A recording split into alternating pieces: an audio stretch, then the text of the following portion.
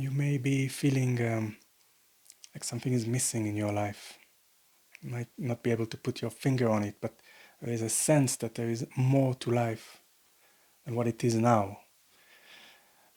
Seemingly, maybe things are going well with your circumstances, but you still cannot find anything that fits what you might feel inside as could be of true peace and happiness. That's actually a positive thing, painful as it may be. Let's explain it like this. The bad news is that people suffer.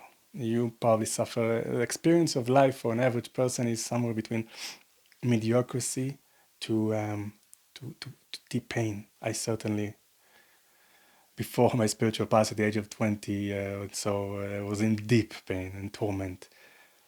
That's the bad news.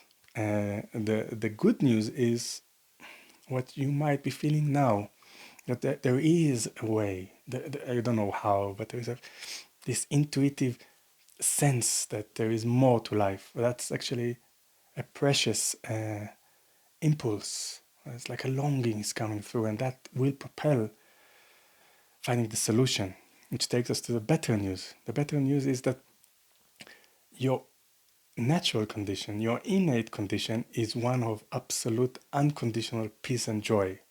This may seem now like a fiction, an imagination, but what you experience is a veil. That's not your real life. Your real life you already have, you just have to realize it, which is what we're doing here. But the best news of all is that what you are realizing is a function of only your choice, because it's who you are. It's like you are sleeping and you are dreaming a bad dream. You have the choice to wake up. It's in your hands. Nothing can stop you from doing it. Nothing can make you do it either. It's you. It's in your hands, which is great news. It can seem a bit daunting at the moment, but that's a very good setup. Now the question is, why do actually people suffer so much? Why is this predicament to find a solution to? And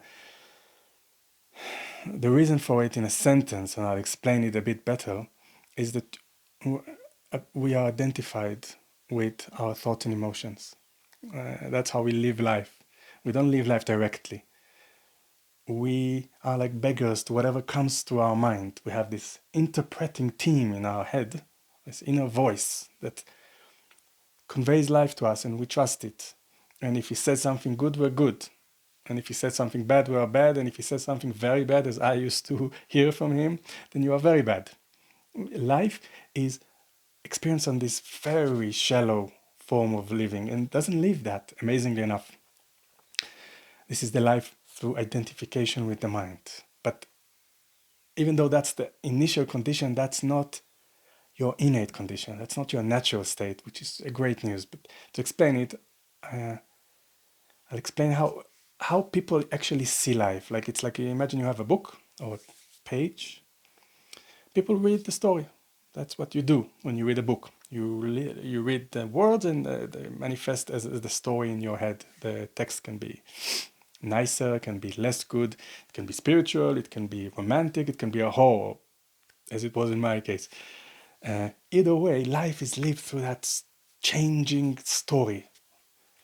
Nobody notices the white paper underneath the story. You say it for the ego, to the ego, or to the mind, to the gross mind. It's like, what white paper? I'm reading. Don't get out of my way. But what happens, interestingly enough, is that when you come to note the existence of the white paper underneath, you notice something very interesting. The text changes all the time, always. None of the text ever stays. The best and the worst, they go. They come and go. Every event, every thought, every emotion comes and goes. There is no exception to it. The white paper doesn't come and go. It's always there. It's actually the only real thing in this setup.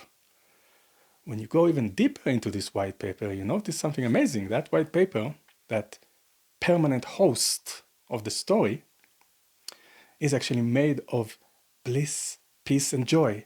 It's not that you are in a position to discover it. That's its attributes. That's what it is. You are that white paper. Your mind is the text, and you are identified with the text. So what happens here is when you come to know of that two options, text and the white paper, for the first time you have a choice. Before you didn't. When you read a book, you didn't think about this alternative. You have for the first time a choice. When you choose the white paper, you become real. You come in touch with something deeper. But the real freedom happens when you realize that that white paper is not just a choice. It's not just an option. It is who you are. It's what life is.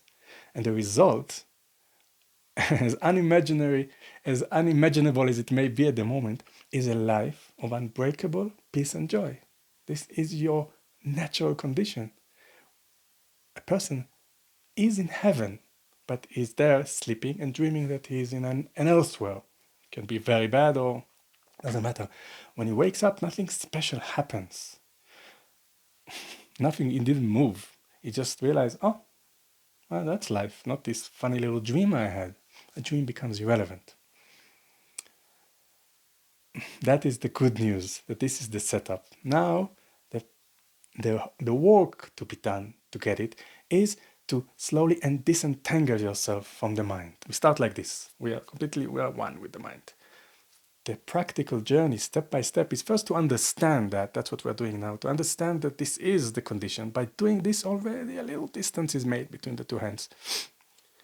With some practice of disidentification or mindfulness, etc., what we are doing is we are creating a distance from the mind. We are replacing the automatic reactivity to every thought, that emotion that comes that we think it's us saying.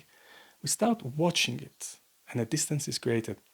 The culmination of it is when we are kind of watching the watcher, so to speak. It's not exactly the case, but we come to know us as the subject, changing objects, and then there's the subject.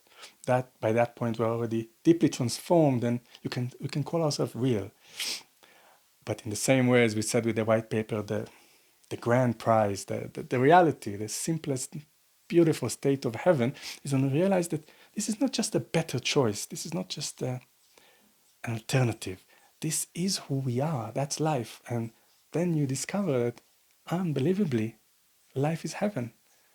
Well, this is not an affirmation or a notion or a thought that doesn't work. This is simply the nature of life. This is who you are. And I have no doubt that you can do it, because this is who you are. If this was a journey from A to B, I don't know, you cannot guarantee someone can pass it. But this is not a journey from A to B, it's a journey from A to A. It's a realization that there is no journey, that you are it. There are tools to do it, and I have all the confidence that you can do it. If that force of sensing something, that there is something more, will take the front seat. I wish that for you.